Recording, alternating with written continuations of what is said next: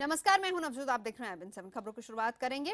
देश के दो दिग्गज पहलवानों के बीच ओलंपिक टिकट के लिए जारी दंगल में एक बड़ी खबर आ रही है और खबर यह है, IBN 7 को जो जानकारी मिली उसके मुताबिक भारतीय कुश्ती संघ ने 74 किलोग्राम वर्ग में सुशील कुमार का नाम नहीं भेजा और ओलंपिक कोटा जीतने वाले नरसिंह यादव का नाम आगे बढ़ाया गया। बहरहाल IOA यानी भारतीय ओलंपिक संघ जिसे आखिरी फैसला लेना है, उसके मुताबिक अभी फाइनल लिस्ट तैयार नहीं हुई है। हम इस खबर को लगातार दिखा रहे हैं और IBN 7 से दोनों पहलवानों ने एक्सक्लूसिव बातचीत कर अपना अपना दावा भी पेश किया।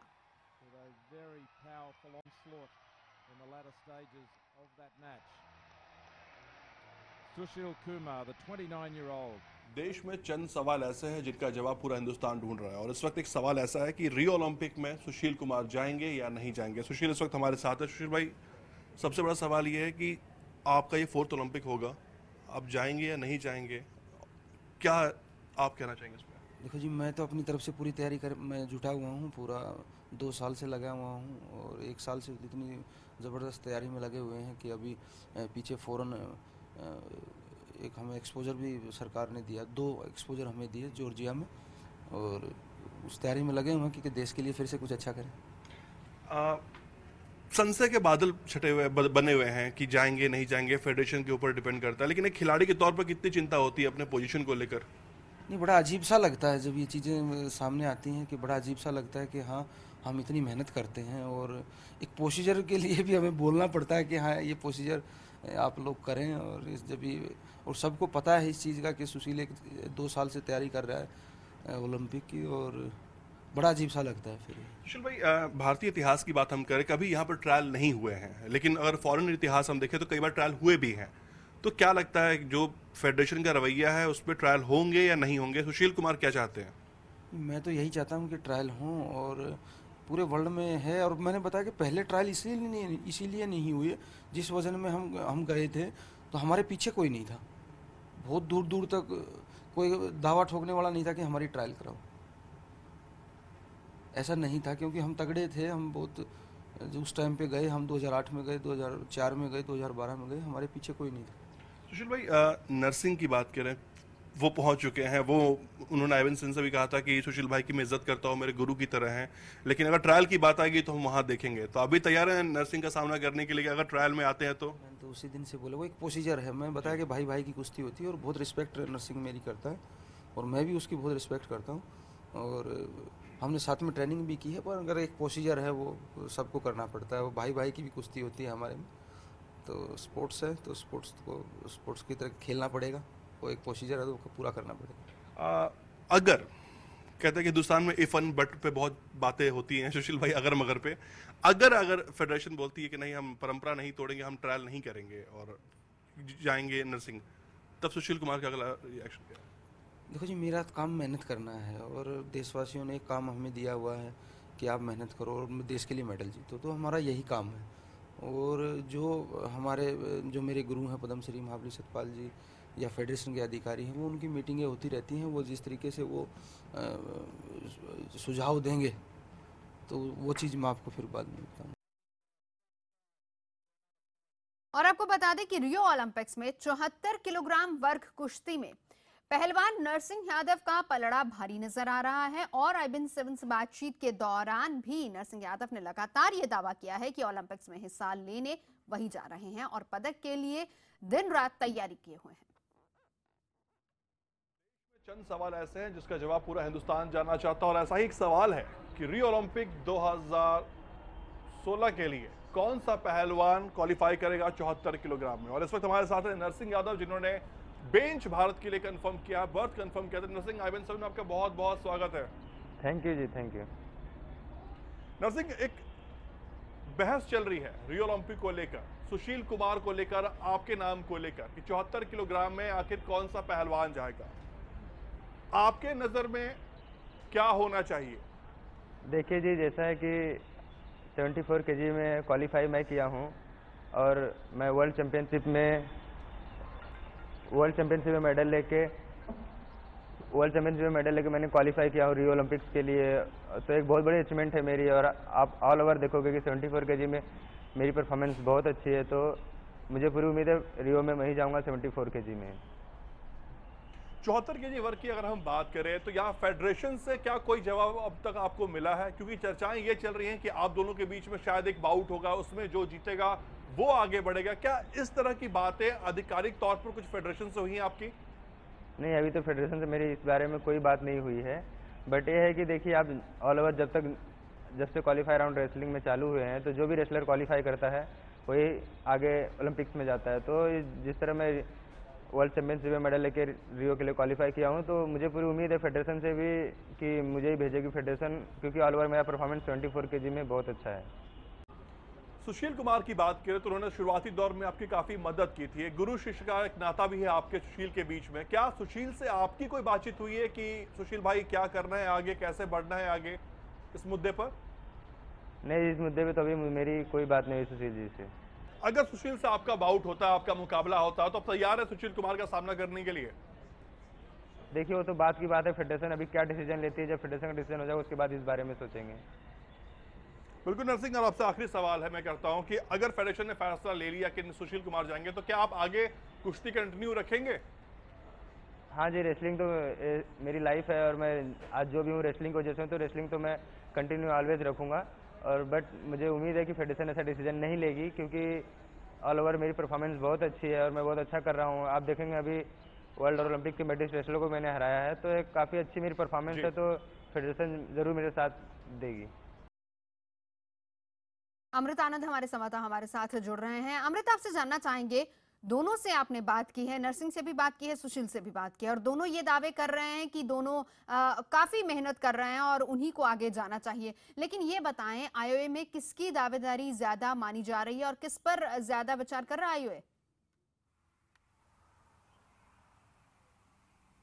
देखिए, रूल एंड रेगुलेशन एक शब्द है आईओए और कुश्ती फेडरेशन में। यहाँ अगर देखें तो 74 केजी में, 74 केजी में नरसिंह यादव ने बर्थ भारत के लिए कंफर्म किया, यानी उनका जाना पक्का है। भारत के इतिहास में अगर हम देखें तो जिस खिलाड़ी ने बर्थ पक्का किया वही खिलाड़ी आगे जाता है। लेकिन सुशील कुमार का जो दावा है कि आज तक के इतिहास में कभी ऐसा नहीं हुआ कि एक बर्थ के लिए दो मजबूत पहलवान, दो मजबूत दावेदार सामने आ रहे हैं। सुशील का यह दावा है कि एक बार हमारा ट्रायल हो जाए, जो भी खिलाड़ी बेस्ट होगा वो खिलाड़ी जीतेगा। तो कुल मिलाकर यहां पर अब यह है कि सारा जो बॉल है वो फेडरेशन के पास है। फेडरेशन अध्यक्ष जो डिसाइड करेंगे वही होना है। अगर फेडरेशन अध्यक्ष बोलते हैं कि हाँ चलो एक हम ट्रायल करते हैं, तब सुशील के पास मौका है। लेकिन अगर रूल के अकॉर्डिंग हम जाएंगे तो अगर कहते हैं कि नहीं, जिसने बर्थ कंफर्म किया वो जाएगा, तो सुशील कुमार का जो आखिरी ओलंपिक था वो लंदन ओलंपिक ही माना जाएगा।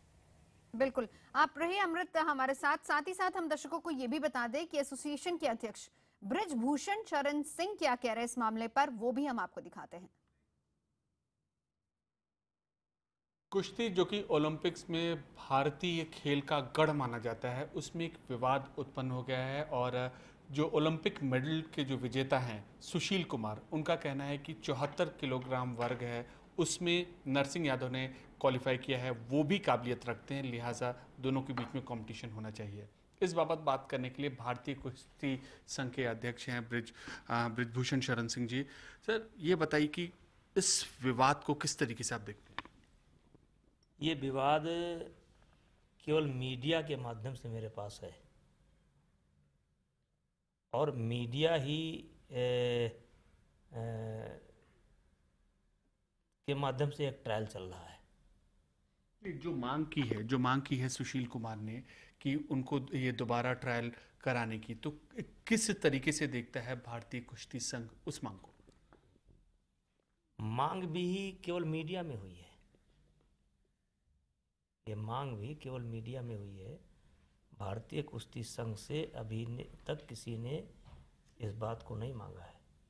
मीडिया के माध्यम से हम भी सुन रहे हैं, आपके चैनल पर देख रहे हैं, अखबारों में भी देख रहे हैं कि सुशील जी ने कहा है कि मैं पूरी तरह से फिट हूँ और मैं ट्रायल देना चाहता हूँ। लेकिन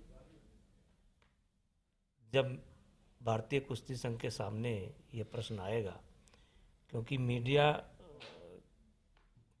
इस बात को ज़्यादा जो है तवज्जो दे रही है, मेरे सामने जो आप जानना चाहते हैं, मेरे सामने दो प्रश्न हैं। एक प्रश्न ये है कि भारत की परंपरा रही है कि जिस व्यक्ति ने अपना स्थान बनाया है उस व्यक्ति को भेजा गया है। दूसरी तरफ मांग करने वाला कोई जो व्यक्ति है वो भी साधारण व्यक्ति नहीं है, 2 बार का ओलंपिक का मेडलिस्ट है और निश्चित ही आज देश की कुश्ती जिस ऊंचाई पर पहुंची है उस ऊंचाई तक पहुंचाने में सुशील कुमार का बहुत बड़ा योगदान है। अब आज मेरे सामने ये प्रश्न बन करके खड़ा है कि सुशील कुमार या नरसिंह। दूसरा, नरसिंह यादव पहला खिलाड़ी है जो वर्ल्ड चैंपियनशिप में मेडल के साथ क्वालिफाई हुआ। क्या दोनों के बीच में ट्रायल होगा या नहीं, या दोनों के बीच में? ये आपके प्रश्न, आप अगर प्रश्न करेंगे तो इसका उत्तर मेरे पास नहीं है। अगर मुझसे सरकार पूछेगी जिसके प्रति मैं जवाबदेह हूँ तो उस समय जब ये स्थिति आएगी तब हम जो उचित फैसला लेना होगा देश हित में लेंगे।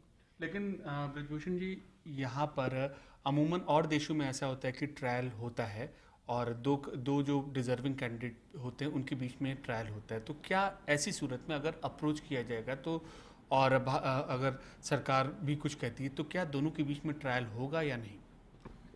देखिए, और देशों में तो ऐसा होता है कि चीफ कोच ही टीम का सिलेक्शन कर देता है और हर टूर्नामेंट में वो अपनी फर्स्ट की टीम नहीं भेजते। मैं ओलंपिक की बात नहीं करता हूँ, अगर आपने और देशों की परंपरा की बात की है ओलंपिक का, मैं तो ओलंपिक से हट करके जब तक आपको जवाब नहीं दूंगा तब तक आप ये सवाल का उत्तर नहीं आएगा।